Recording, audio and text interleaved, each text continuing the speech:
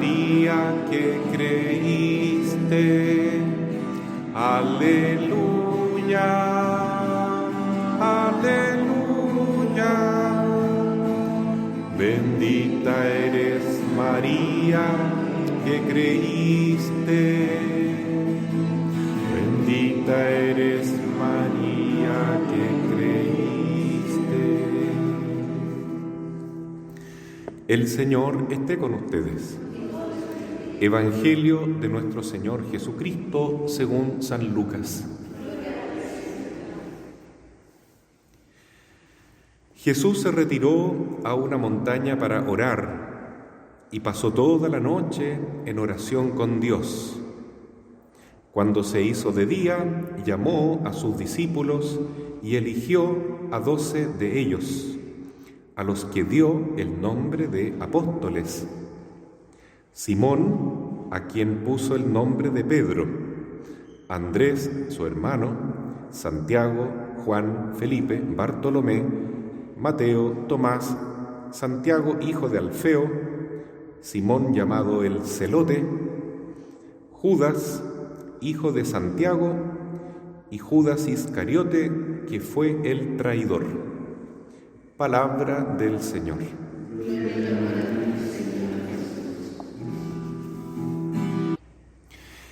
Mis queridos hermanos, hoy celebramos la fiesta de 2 apóstoles: Simón el Celote y Judas Tadeo.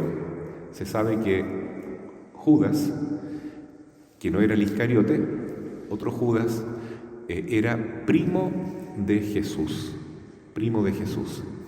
y que junto con su hermano Santiago, el menor, se educaron con Jesús, y la Santísima Virgen les enseñó a ellos desde niñitos.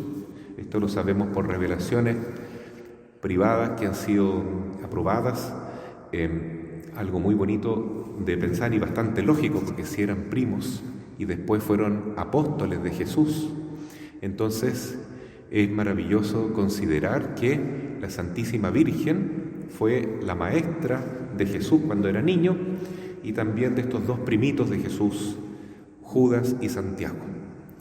Hoy celebramos entonces a este primo de Jesús, que en otros lugares se llama hermano, porque para los judíos no existía la palabra primo, se trataban entre sí como hermanos. Incluso los sobrinos les decían a sus tíos y los tíos a sus sobrinos hermano, como el caso de Abraham con su sobrino Lot, se trataban de hermanos. De tal modo que, entre paréntesis, cuando se dice que la Virgen tenía más hijos porque habla de los hermanos de Jesús, eso solamente hay que entenderlo como que eran parientes lejanos, de primo para adelante. La Virgen solamente tuvo un hijo biológico, Jesucristo, y millones de hijos espirituales que somos nosotros, los hijos de la Iglesia. Bueno, el otro apóstol es Simón Celote, que era de esta secta de los celotas o celotes, que querían sacar a los romanos de Israel. Digamos así, eran como una especie de terroristas, porque ellos ponían barricadas, atacaban, hacían una guerrilla contra los romanos para que se fueran de Israel. Y este hombre, que tenía esa fuerza, ¿no es cierto?, que pertenecía a este grupo, se convirtió y pasó a ser discípulo de Jesús. Es interesante considerar que estas 12 columnas de la Iglesia, como dice la carta de San Pablo a los Efesios que hemos escuchado hoy, la Iglesia entera, todos nosotros, estamos cimentados sobre estas 12 columnas, 12 piedras fundamentales, que son los 12 apóstoles, ¿no? Junto con todos los profetas del Antiguo Testamento, sobresalen los apóstoles de Jesús. ¿Ya? Sobre estos 12 apóstoles entonces se cimienta, se fundamenta nuestra fe. La Iglesia está basada en ellos. Y estas 12 columnas, a su vez, en la piedra más fundamental de todas, que es Cristo Jesús. Nosotros seguimos a Cristo, pero Cristo quiere que nosotros nos apoyemos en la fe de los apóstoles. Por eso cada vez que celebramos a un apóstol, la Iglesia se viste de rojo, porque el rojo es la sangre derramada por los apóstoles para dar testimonio de Cristo, de su resurrección y también de su enseñanza. Porque cuando Jesús sube al cielo, antes envía a sus 12 apóstoles y a todos sus seguidores, ¿no?, a los otros discípulos también, y nos envía hoy a nosotros, a todos los bautizados, para continuar su tarea.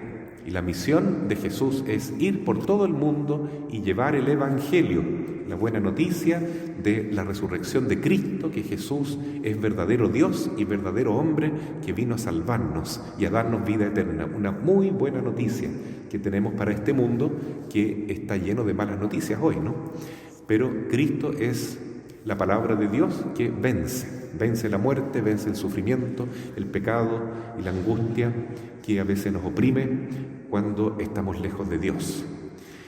También Jesús le dice a sus apóstoles que vayan por el mundo y los bauticen a todos, para que todos pasen a formar parte de la iglesia. Bautícenlos en el nombre del Padre y del Hijo y del Espíritu Santo, y también que reciban los restantes sacramentos, por supuesto, en la Santa Iglesia. Y también Jesús les dice a sus apóstoles: enséñenles a todos los pueblos a cumplir lo que yo les he transmitido a ustedes. Entonces los apóstoles tienen esta triple función, ¿no?, de reinar, o sea, gobernar. Son príncipes de la iglesia. También santificar, porque son sacerdotes, ¿no es cierto? Y también son maestros, son profetas, son los grandes doctores de la iglesia, ¿no? Enseñen, dice Jesús, enseñan. No le dice a sus apóstoles: vayan al mundo y pregúntenle a la gente qué tipo de iglesia les gustaría tener. Jamás, ¿no es cierto?, dirían eso. Los apóstoles van por el mundo predicando la palabra de Dios, diciendo que Jesús es el que nos salva.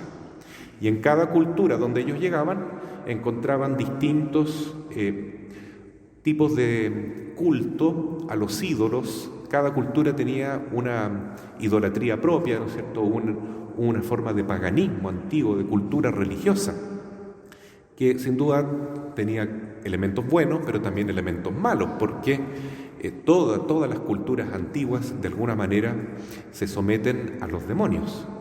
Es así, porque todos estamos con el pecado original. Entonces, la única religión verdadera que nos une a Cristo es la religión cristiana, y particularmente la que Él fundó, la Iglesia Católica, porque la fundó sobre sus apóstoles, y entre los 12 apóstoles sobresale Pedro, que se llamaba también Simón, como el santo que hoy celebramos, pero le cambió el nombre, porque le dijo: tú eres Pedro, y sobre esta piedra, eso significa Pedro, construiré mi iglesia, y las puertas del infierno no la podrán vencer. Entonces los apóstoles, reitero, no andan por el mundo preguntando cómo lo podemos hacer para que la gente venga a la iglesia y se sienta más cómoda aquí, ¿ya? Por ejemplo, si en el mundo, voy a decir una tontería, ¿no es cierto?, comenzase una costumbre de que todos tienen que ser drogadictos para ser felices, ¿no? Y entonces la iglesia va a predicar que hay que drogarse para ser feliz, para atraer más gente a la iglesia. Si todo el mundo dijera: no, hay que matar a los niños por medio del aborto, porque hay mucha gente en el mundo, ¿no? Entonces la iglesia tiene que decir lo mismo. Si de repente viniera una mentalidad tan absurda y tan depravada que dijera que el homosexualismo es algo bueno, la iglesia va a decir: entonces ahora eso es lo que tenemos que predicar para que venga más gente a la iglesia. Ciertamente que no, ¿no es cierto? Jesús dijo: enséñenles a cumplir lo que yo les he mandado a ustedes. Y los apóstoles no pueden cambiar la enseñanza de Jesús, que está dada en los 10 mandamientos. Es clarísimo que la verdad no se puede cambiar. Cielo y tierra pasarán, pero mis palabras no pasarán. Si alguien encuentra que esto es muy anticuado, que es muy retrógrado, bueno, viva su vida tranquilo, pero la iglesia no puede cambiar la enseñanza de Jesús, porque solo Jesús salva. Solo Jesús nos salva con su verdad, con su amor y con su gracia y con su perdón que Él nos otorga desde la cruz. Entonces, ¿quiénes somos nosotros? Los apóstoles de hoy, los obispos, los sacerdotes, para cambiar la enseñanza de Cristo. No se puede, imposible. Nunca va a cambiar la verdad de la Iglesia. La verdad es la que nos hace libres. Claro que la verdad hay que decirla con amor, porque todos los que estamos en la Iglesia, de alguna manera, somos pecadores o hemos sido muy pecadores y estamos tratando de cambiar de vida. Pero la Iglesia acoge a los pecadores y no al pecado, que es distinto. ¿Se entiende, no? Por ejemplo, si hay personas hoy en día que están con esto que se llama la diversidad sexual, transgénero, ideología de género, todo tipo de géneros, todo eso, a los ojos de Dios, es una perversión moral, es una depravación. Lo siento, pero es así. La Iglesia, sin duda, ama a las personas que están cometiendo esos errores, que están en ese pecado, en esa gran ignorancia. Ama y los va a tratar de atraer y de ayudarlos a encontrar su camino desde Jesús. Porque todos somos pecadores y el Señor a todos nos ha llamado desde nuestra realidad de pecado. Alcohólicos, ladrones, adúlteros, idólatras, hasta brujos, hermanos, llegan a la Iglesia y pueden cambiar. Todos podemos cambiar, pero eso no significa que la Iglesia ahora tiene que decir que todo está permitido para que todos se sientan cómodos. Sin duda que no. Nosotros llegamos a la Iglesia para transformarnos, para convertirnos, para descubrir qué maravilla es liberarnos de todas esas estructuras de pecado, esas ideologías, esos errores que nos tienen sometidos al diablo y a la ignorancia y a la maldad. Y poco a poco nos vamos dando cuenta que seguir el camino del Señor nos da tanta alegría, tanta felicidad, dejando todo aquello que es un obstáculo para ser santos. Entonces, la Iglesia ama a los pecadores. Cristo vino a buscar a los pecadores, pero eso no significa que ahora el pecado está permitido. No, justamente el Señor sabe que el pecado es una enfermedad, es un veneno, es la muerte del alma. Entonces Él nos quiere liberar de la muerte y del pecado que es el fruto de Satanás en el mundo. Pero por eso entonces nosotros nos queremos fundar en la enseñanza de los apóstoles, en este magisterio que se llama así, ¿no? La gran enseñanza de Cristo a través de sus apóstoles. Una enseñanza que es tan fuerte, hermanos, que, lo digo una vez más, ellos dieron su vida por esto. Todos murieron mártires, salvo San Juan, que, fue martirizado, pero no llegó a morir.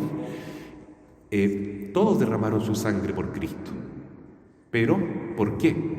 Porque no porque quisieran caerle bien al mundo, no porque quisieran acomodarse a la onda del momento, a lo políticamente correcto, como se dice, sino porque ellos tenían una misión: transmitir la verdad de Cristo.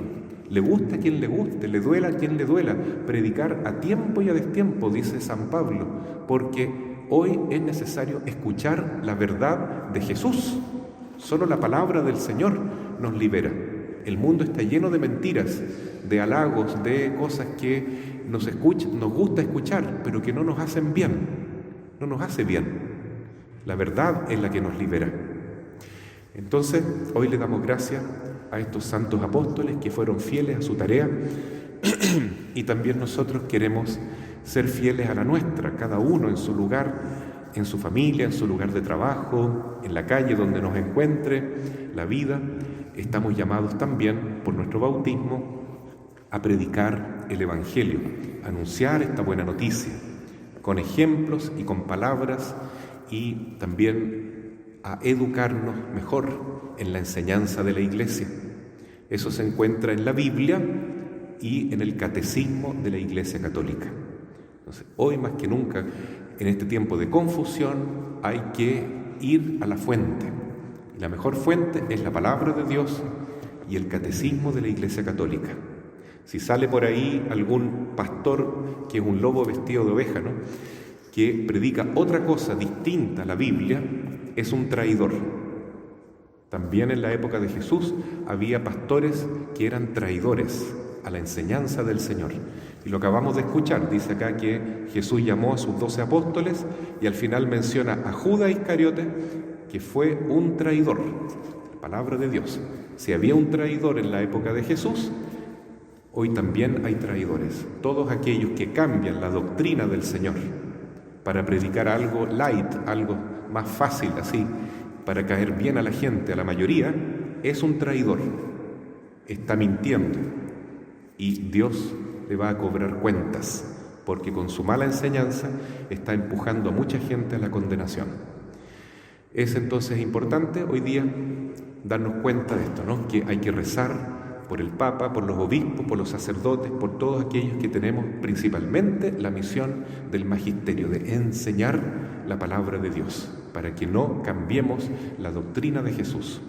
Y también es importante que todos tomemos conciencia de educarnos mejor en la fe, mediante la catequesis. La catequesis no debe ser solo para prepararse cuando uno es niño a la primera comunión o a la confirmación, cuando joven, sino que la catequesis debe durar toda la vida. Siempre debemos buscar libros buenos de espiritualidad cristiana, enseñanzas, hay muy buenas también en internet, para irnos formando en la fe y que después no nos pasen, como se dice por ahí, gatos por liebre, haciéndonos creer que esto es católico cuando en realidad no lo es. Pidamos entonces a la Virgen que nos ayude a permanecer fieles a la enseñanza del Señor y ayudar a que esta doctrina tan maravillosa y liberadora entre en nuestra familia y a nuestros seres queridos. Así sea. Amén.